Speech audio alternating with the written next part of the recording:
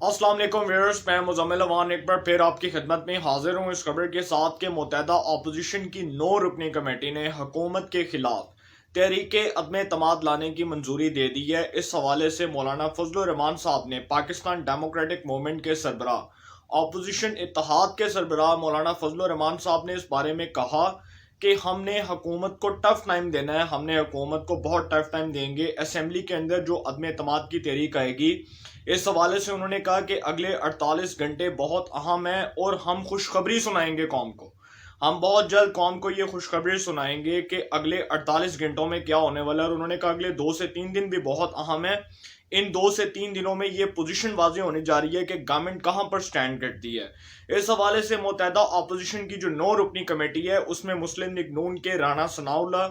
ख्वाजा साद रफीक साहब, सरदार Ayyaz Sadiq, Pakistan peoples party के नवीद कमर, राजा परवेज अशरफ, यूसुफ रजा गिलानी, जमीयत उलमा इस्लाम के अकरम खान दुरानी, मौलाना असद महमूद और कामरान मुर्तज़ा, ये 9 रुकनी कमेटी में अपोजिशन इत्तेहाद के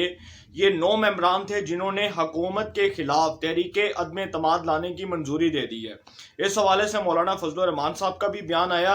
और वो बहुत अहमियत का हामिल इसलिए भी है कि सबसे पहले स्पीकर कौमी असम्बली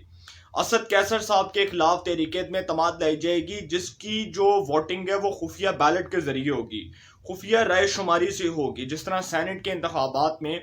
वोटिंग सीक्रेट बैलेट से होती है, इसी तरह स्पीकर कौमी असम्बली असद कैसर साहब के खिलाफ जो तहरीके अदम एतमाद ला रही है अपोजिशन, उसकी जो वोटिंग है वो सीक्रेट बैलेट के जरिए होगी। और ये हमारा कानून कहता है कि स्पीकर के खिलाफ जो वो अदम एतमाद की तहरीक है, उसके हवाले से जो वोटिंग होती है वो सीक्रेट बैलेट के जरिए होती है। तो अब हुकूमत के लिए मुश्किलात खड़ी हो रही हैं, इमरान खान साहब के लिए बहुत ज़्यादा मुश्किलात खड़ी हो रही हैं। और ऐसे वक्त में पाकिस्तान मुस्लिम लीग काफ की जो सीनियर क़यादत है, चौधरी परवेज़ इलाही साहब के बहुत ही करीबी दोस्त, बहुत ही करीबी रफ़ीक और वफाकी वज़ीर हाउसिंग तारिक बशीर चीमा साहब ने एक प्रोग्राम में, एक लाइव टीवी टॉक शो में बैठकर ये कहा कि हमने तो अदम एतमाद के वाले से, उसके ना जो है वो पेश होने के वाले से तो हमने अभी कोई फैसला नहीं किया, अभी तो हमने अपना फैसला देना है। तो ये बहुत सरप्राइजिंग बात की उन्होंने, गवर्नमेंट को सरप्राइज कर दिया, उनको हैरान कर दिया कि भाई अभी तो हमने आपके साथ चलने का ना तो कोई असूली फैसला किया है, ना ही हमने इसके बारे में कोई हतमी मुशावरत की है, बल्कि गवर्नमेंट को उन्होंने कैसे मौके के ऊपर सरप्राइज पेश किया है जब हुकूमत के नाराज अरकान असम्बली अपोजिशन के साथ राब्ते में है, अपोजिशन के साथ राब्ते कर रहे हैं। और ऐसे वक्त में अपोजिशन की जानिब से, मौलाना फजलुर रहमान साहब की जानिब से ये बात की जा रही है कि नंबर गेम्स पूरे हैं, हमने अदम एतमाद लाने के वाले से जो है वो इजलास की रेकोजिशन के ऊपर भी गौर किया है। इजलास की जो रेकोजिशन होगी उसके वाले से भी हमने फैसला करना है। और दूसरा जो अदम एतमाद लाएंगे,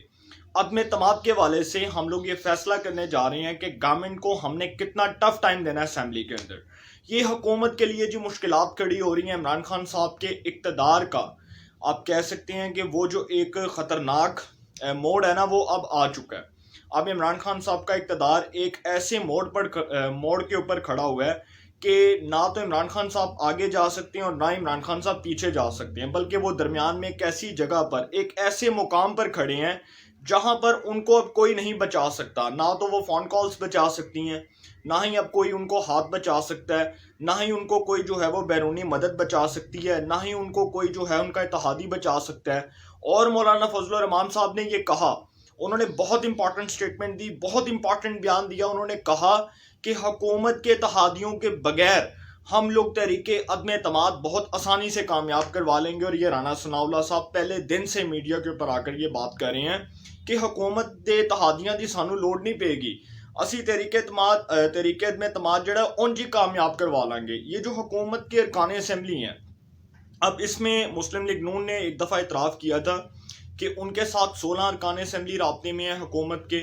16 MNAs राब्ते में है। पीपल्स पार्टी ने इतराफ़ किया था कि उनके साथ 6 MNAs राब्ते में है। जमीयत उलमा इस्लाम ने इतराफ़ किया था कि उनके साथ 2 MNAs राब्ते में है। तो हुकूमत के जो नाराज़ अरकान असम्बली हैं, जो फैसलाबाद डिवीजन के नाराज़ अरकान असम्बली हैं, उसमें ये जो 102 दिन पहले ये एक डेवलपमेंट आई, ये सामने एक पेशरफ्त हुई कि जी नाराज़ अरकान असम्बली का एक फॉरवर्ड ब्लॉक बन रहा है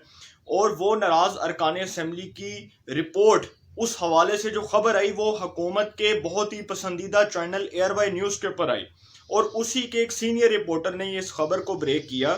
کہ فیصل آباد ڈویژن سے تعلق رکھنے والے حکومت کے ارکان قومی اسمبلی، جس میں وہ جو ہے وہ نواب شیر وزیر، رضا نصر اللہ گومن، راجہ خرم Shahzad, Asim Nazir, Ghulam be be بروانہ، Ghulam lolly, اور اس کے بعد جو ہے وہ راجہ ریاض اور پھر ریاض فتیانہ، یہ وہ 8 ارکان قومی اسمبلی ہیں جن کا فیصل آباد ڈویژن سے تعلق ہے۔ ان 8 ارکان قومی اسمبلی کا رابطہ ہو رہا ہے پاکستان مسلم لیگ نون سے کہ آئندہ عام انتخابات کے اندر وہ مسلم لیگ نون کے ٹکٹ کے اوپر الیکشن لڑنے کی خواہش کا اظہار کر رہے ہیں، اور مسلم لیگ نون سے یہ التجا کر رہے ہیں کہ وہ آئندہ الیکشنز کے اندر پاکستان مسلم لیگ نون کے ٹکٹ پر ہمیں الیکشن لڑوائے اور ہمیں ان کا ٹکٹ چاہیے۔ اب اس حوالے سے جو خبر آئی ہے یہ بڑی امپورٹنٹ خبر ہے، اور یہ بڑی امپورٹنٹ اس لیے بھی ہے کہ حکومت کے لیے اب روز دن بدن مشکلات کھڑی ہو رہی ہیں۔ اب حکومت نے مشکلات کو کیسے فیس کرنا ہے، اس کے بارے میں حکومت نے کیا اسٹریٹجی بنائی ہے، یہ تو حکومت بتا سکتی ہے۔ لیکن جو ناراض ارکان قومی اسمبلی حکومت کی ہے، تو میں نے ابھی آپ کو 8 نام بتائے ہیں۔